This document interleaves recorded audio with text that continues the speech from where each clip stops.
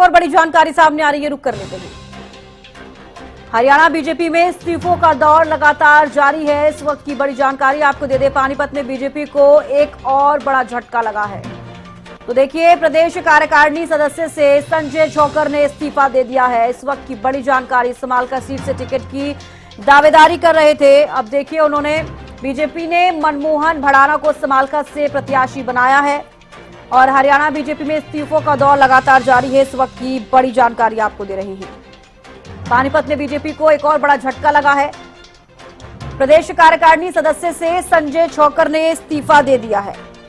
इस वक्त की बड़ी जानकारी, लगातार बीजेपी के जो पूर्व नेता हैं वो भी नाराजगी जाहिर करते हुए नजर आ रहे हैं और इस वक्त जो बीजेपी के नेता हैं लगातार इस्तीफे देते हुए नजर आ रहे हैं। देखिए, हरियाणा बीजेपी में इस्तीफों का दौर लगातार जारी है। इस वक्त की बड़ी जानकारी आपको दे दें, पानीपत में बीजेपी को एक और बड़ा झटका लगा है। पानीपत में देखिए, प्रदेश कार्यकारिणी सदस्य से संजय छोकर ने इस्तीफा दे दिया है।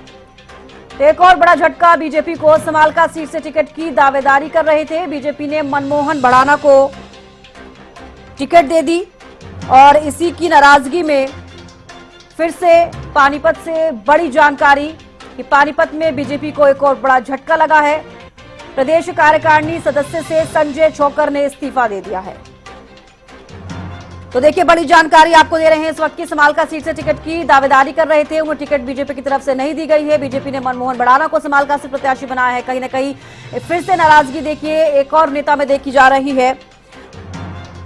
पानीपत में बीजेपी को एक और बड़ा झटका लगा है। इस वक्त की बड़ी जानकारी आपको दे रही है। प्रदेश कार्यकारिणी सदस्य से संजय छोकर ने इस्तीफा दे दिया है। जितेंद्र शर्मा ज्यादा जानकारी के साथ जुड़े हैं। जितेंद्र, देखिए, संजय छोकर ने इस्तीफा दिया है, एक और बड़ा झटका बीजेपी को लगता हुआ यहाँ पर नजर आया है। ज्यादा जानकारी चाहूंगी।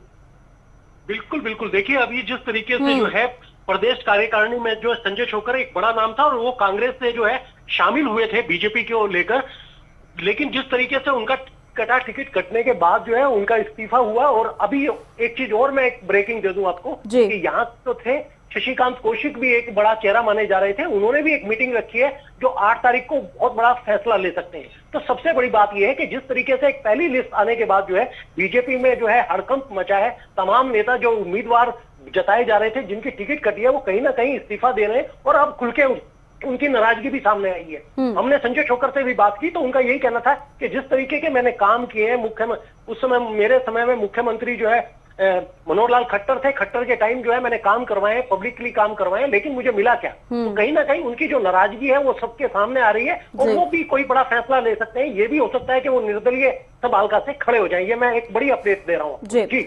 जितेंद्र, देखिए, लगातार जिस तरीके से बीजेपी के जो पूर्व नेता हैं, वर्तमान के नेता हैं, लगातार इसी तरीके से नाराजगी जाहिर करते हुए नजर आ रहे हैं। संजय छोकर ने भी देखिए प्रदेश कार्यकारिणी के सदस्य हैं, उन्होंने इस्तीफा दे दिया है। कहीं ना कहीं बीजेपी को इससे काफी नुकसान पहुंच सकता है। बीजेपी को इस पर सोचने की, विचार करने की जरूरत है।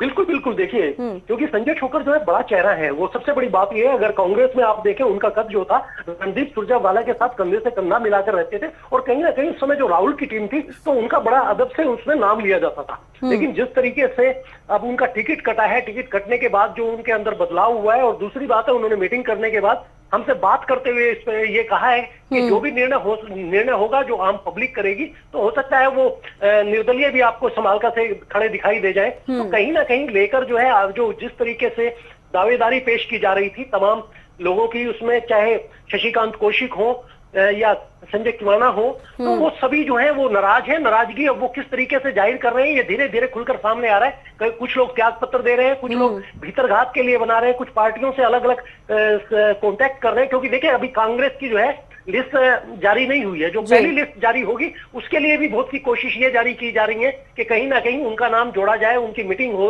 लेकिन अब जो है समय काफी निकल चुका है, तो देखना यह है कि आगे के हालात क्या रहते हैं। लेकिन ये बड़ी अपडेट है कि जिस तरीके से संजय छोकर ने बीजेपी से इस्तीफा दिया है वो अपने आप में चौंकाने वाला है जी।